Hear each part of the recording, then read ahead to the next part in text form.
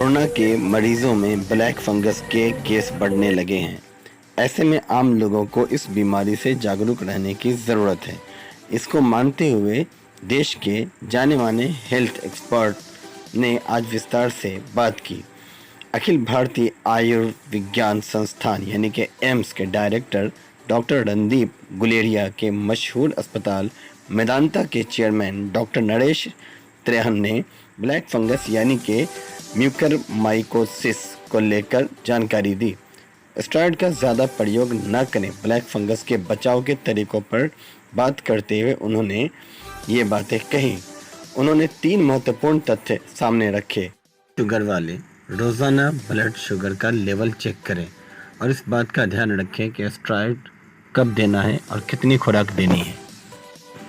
Doctor Randeep Guleria ने यह भी बताया कि ब्लैक फंगस को लेकर कई झूठे दावे फैलाए जा रहे हैं, जैसे कि कच्चा खाना खाने से ये होता है, जबकि इसकी कोई पुष्टि करने के लिए कोई भी आंकड़ा मौजूद नहीं है और ना ही ऑक्सीजन के लेवल से इसका कोई लेना देना है।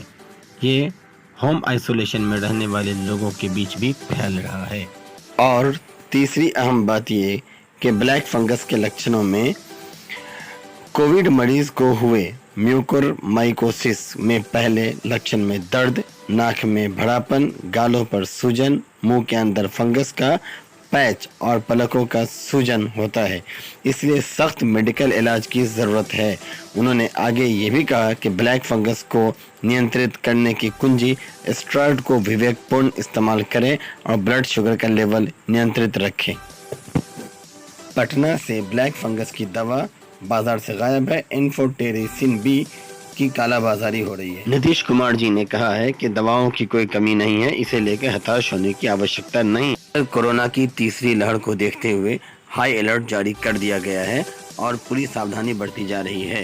कोरोना से मरने वालों को 4 लाख तक का मुआवजा दिया जाएगा, लेकिन उसके लिए सर्टिफिकेट उनके पास होना चाहिए।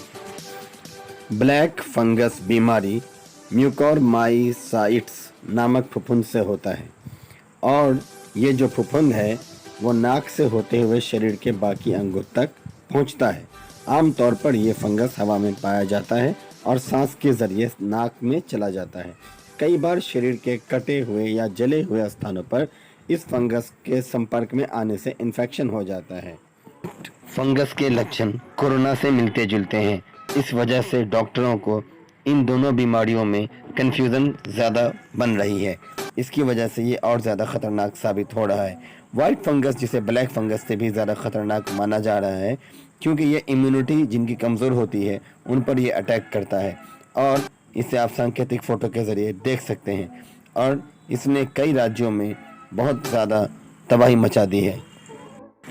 कोरोना महामारी के बीच ही फंगल संक्रमण का कहर जिस तरीके से जारी है, एक के बाद एक, कभी ब्लैक फंगस तो कभी सफ़ेद फंगस, इसने केंद्र सरकार को भी प्रभावित किया और राज्य सरकारों को भी प्रभावित किया है, जिसकी वजह से पहले केंद्र ने, बाद में राज्य सरकारों ने इसे महामारी घोषित कर दिया है।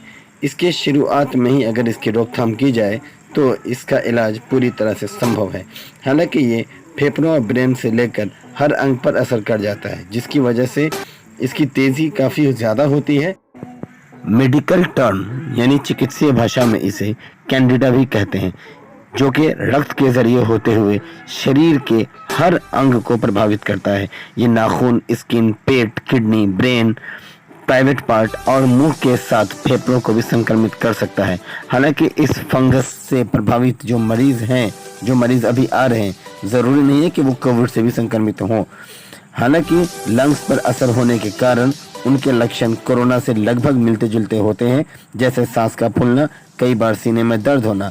इसका संक्रमण शरीर के मुख्य अंगों को अपनी चपेट में ले लेता है, जिसकी वजह से मरीज के ऑर्गन फेल होने लगते हैं और उनकी मौत हो जाती है। कई बार लोग इसे कोरोना भी मान बैठते हैं, जो कि सही नहीं है, लेकिन इससे बचने की बहुत ज़्यादा ज़रूरत है। अपना बहुत बहुत ध्यान रखें और ये जागरूकता के लिए हमने ये न्यूज़ आप तक पहुंचाई है। इससे बचने का हर संभव उपाय ज़रूर करें। धन्यवाद।